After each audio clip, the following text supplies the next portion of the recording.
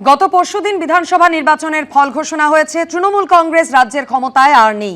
আর তারপর আজ সকালেই দেখা গেল মমতা বন্দ্যোপাধ্যায়ের বাড়ির এলাকা হরিশ চ্যাটার্জি স্ট্রিটের একেবারে অন্য ছবি। আগে যে জায়গা কড়া নিরাপত্তার বেষ্টনীতে মুড়ে ফেলা থাকতো, আজ সকাল থেকে দেখা গেল অতিরিক্ত নিরাপত্তা প্রত্যাহার করা হয়েছে।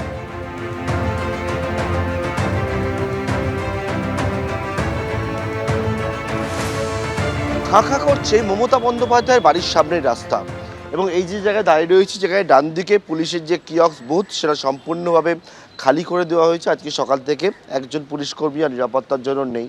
অন্যদিকে ইতিমধ্যেই কিন্তু এই যে সিজার ব্যারিকেড, সেই ব্যারিকেড গতকালকেই সরিয়ে দেওয়া হয়েছিল।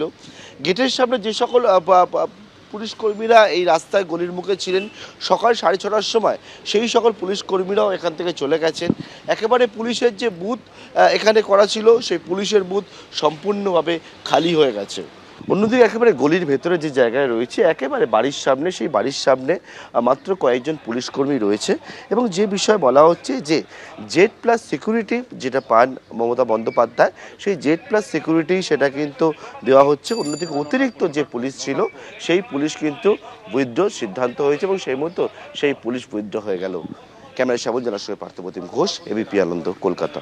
কলকাতা বিমানবন্দরে গুলি সহ গ্রেফতার করা হয়েছে তৃণমূল কাউন্সিলরকে। ধৃত আমিরুল শেখ ইসলাম পূজালী পৌরসভার 14 নম্বর ওয়ার্ডের কাউন্সিলর। তৃণমূল কাউন্সিলরের ব্যাগে পাওয়া গিয়েছে 6 রাউন্ড গুলি এবং একটি খালি ম্যাগাজিন। অস্ত্র আইনে বিমানবন্দর থানার পুলিশ মামলা রুজু করেছে।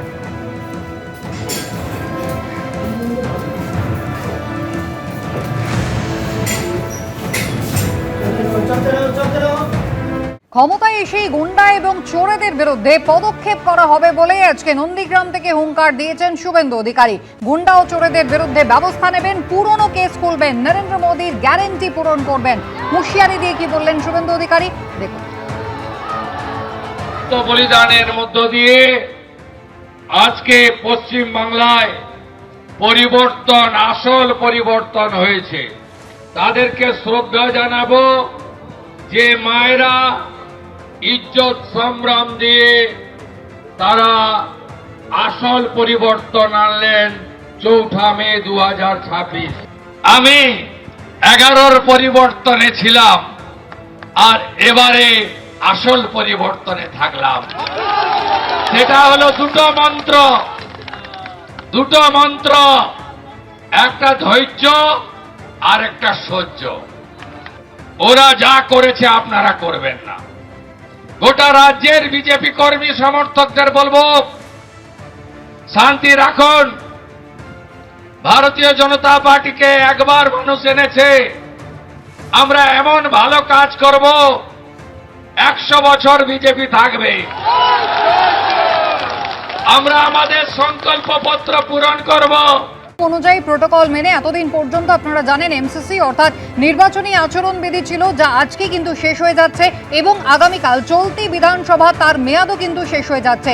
এখনো পর্যন্ত কথা রয়েছে 9 তারিখে নতুন বিজেপি সরকার, তারা কিন্তু সরকার গঠন করবে, শপথ নেবে। তার আগে মুখ্য নির্বাচন আধিকারিক অর্থাৎ সিইও মনোজ কুমার আগরওয়াল গতকালই ইসিআই এর যে অফিসাররা এসে পৌঁছেছেন তাদের সঙ্গে কথা বলেছেন এবং প্রোটোকল মেনে সমস্ত এই যারা জয়ী প্রার্থী হয়েছেন, যারা নির্বাচিত জনপ্রতিনিধি, তাদের ইনফরমেশন সম্বলিত গেজেট নোটিফিকেশন পৌঁছে দিয়েছেন, হস্তান্তর করেছেন রাজ্যপাল RN রবির কাছে।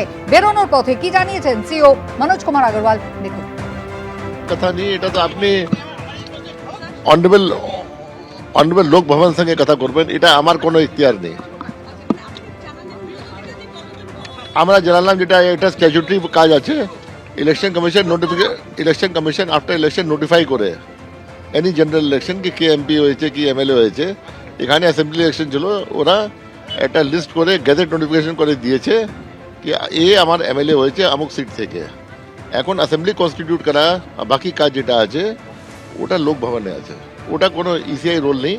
ইসিআই এখন এই ইলেকশনে কাজ শেষ।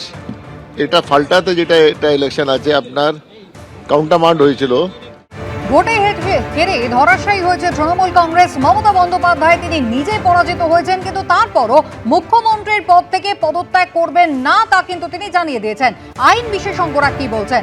সংবিধানের 172 নম্বর অনুচ্ছেদ অনুযায়ী আগামীকাল বিধানসভার মেয়াদ শেষ হয়ে যাচ্ছে। 5 বছরের মেয়াদ শেষ হয়ে গেলে বর্তমান বিধানসভা এমনি ভেঙে যাবে। মন্ত্রিসভার সদস্যরা আর বিধানসভার সদস্যও থাকবেন না। যেহেতু রাজ্যপালকে পরামর্শ দেওয়ার জন্য সবসময় একটি মন্ত্রিসভা থাকে, তাই নতুন মন্ত্রীরা শপথ না নেওয়া পর্যন্ত আগের সেই মন্ত্রিসভায় কাজ চালাতে পারে। আগের মন্ত্রিসভা তদারকি সরকার হিসেবে থাকবে। বিদায়ী মন্ত্রী যদি পদত্যাগ করতে নাও চান, তাহলেও নতুন সরকার শপথ নেওয়ার পর তার আলাদা করে আর কোনো গুরুত্ব থাকে না। মন্ত্রী হিসেবে নিয়োগের জন্য শপথ গ্রহণ আবশ্যক।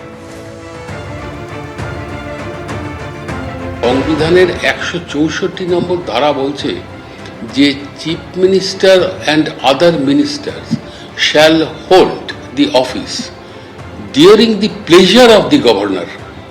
কাজে এই সমস্ত ঘটনামালাকে সাজিয়ে রাজ্যপালের এই অধিকার থেকে যায় যে এই বিদায়ী মন্ত্রিসভাকে ভেঙে দিয়ে আইদার ওই মুখ্যমন্ত্রীকে পুনর্নিয়োগ করা এই কয়েকদিনের জন্য কেয়ারটেকার গভর্নমেন্ট হিসাবে, অথবা দায়িত্বটা নিজে নিয়ে চালিয়ে নিয়ে শপথ গ্রহণের পরে নবনির্বাচিত যে সরকার এলো তার হাতে দায়িত্বভার তুলে দেওয়া। উনি যেটা করছেন সেটা ভদ্রতা বোধ থাকলে করতেন না, সৌজন্য থাকলে করতেন না। উনি যদি সৎ রাজনীতিবিদ হতেন তাহলে করতেন না। তো উনি তো কোনোদিন সৎ রাজনীতিবিদ ছিলেন না, তিনি সবসময় দুর্নীতি করে এসেছেন। আজ নন্দীগ্রামে পৌঁছন শুভেন্দু অধিকারী। হনুমান মূর্তিতে মালা দিয়ে শ্রদ্ধা জ্ঞাপন করেন। নন্দীগ্রামে বিজেপির সদর দপ্তর এবং হরিপুরে সম্বর্ধনা কর্মসূচিতে যোগ দেন। পশ্চিমবঙ্গের হিন্দুদের রক্ষাকর্তা শ্রী শুভেন্দু অধিকারী স্বাগতম। নন্দীগ্রামের বিধায়ক, ভবানীপুরের বিধায়ক শ্রী শুভেন্দু অধিকারী, পশ্চিমবঙ্গের ভাবী মুখ্যমন্ত্রী শ্রী শুভেন্দু অধিকারী স্বাগতম। পশ্চিমবঙ্গের হিন্দুদের রক্ষাকর্তা শ্রী শুভেন্দু অধিকারী স্বাগতম। নন্দীগ্রামের বিধায়ক, ভবানীপুরের বিধায়ক শ্রী শুভেন্দু অধিকারী। পার্টি অফিসের সামনে যে ছবি, শয়ে শয়ে মানুষ জড়ো হয়েছেন, তাদের আবদার নন্দীগ্রাম ছাড়া যাবে না, নন্দীগ্রামে থাকতে হবে শুভেন্দু অধিকারীকে। যদিও শুভেন্দু অধিকারী বলেছেন সিদ্ধান্ত নেবে বিজেপির কেন্দ্রীয় নেতৃত্ব। আমি বলছি দাদাকে চাই মুখ্যমন্ত্রী হিসাবে। ভবানীপুরে হারিসা দিদিকে এবার চাই, আমার হরিপুর অঞ্চলে এবার মেঘনাথ পাল আর দাদা আছে, দাদাকে চাই, আর কাউকে চাই মুখ্যমন্ত্রী। হ্যাঁ, আমার দাদাকে চাই, শুভেন্দু অধিকারী, শুভেন্দু অধিকারী, আর কাউকে চাইনি। নন্দীগ্রামে পরশুদিনকেই ফলাফল প্রকাশিত হয়েছে। ভবানীপুর এবং নন্দীগ্রামে জয়ী হয়েছেন শুভেন্দু অধিকারী। এবং একদিকে যেমন নন্দীগ্রামে তিনি গতবারেও 2021-এও তিনি মমতা বন্দ্যোপাধ্যায়কে এই নন্দীগ্রামে পরাজিত করেছিলেন, এবারে তিনি নন্দীগ্রামে জয়ী হয়েছেন, ভবানীপুরে মমতা বন্দ্যোপাধ্যায়কে পরাজিত করেছেন। এবং তারপরই কিন্তু আজ দেখা যাচ্ছে একেবারে বুধবারে সকালে তিনি নন্দীগ্রামে এসে পৌঁছেছেন। তাকে সম্বর্ধনা জানাতে বিভিন্ন এলাকা থেকে নন্দীগ্রামের বাসিন্দারা তারা জড়ো হয়েছিলেন প্রথমে নন্দীগ্রাম বাজার এলাকায়, এরপর পরবর্তী গন্তব্য হিসেবে তিনি এসেছেন এই হরিপুর কার্যালয়। শয়ে শয়ে মানুষ তারা জড়ো হয়েছেন। তাদের যে বিধায়ক 5 বছর ধরে আমরা দেখেছি নন্দীগ্রামে, এই নন্দীগ্রামেই তিনি বিভিন্ন প্রতিবন্ধকতার কথা তুলে ধরেছেন। এবং এখন যখন বিজেপির সরকার আসছে, এই নন্দীগ্রামে কি কি কাজ করবেন তিনি একটু আগে সেই বার্তাও দিয়েছেন শুভেন্দু অধিকারী। তার বক্তব্য অনুযায়ী হলদিয়া থেকে ব্রিজ করা হবে নন্দীগ্রাম পর্যন্ত, নন্দীগ্রামের বিভিন্ন গ্রামীণ হাসপাতালকে উন্নত করা হবে। পালিয়ে গেছে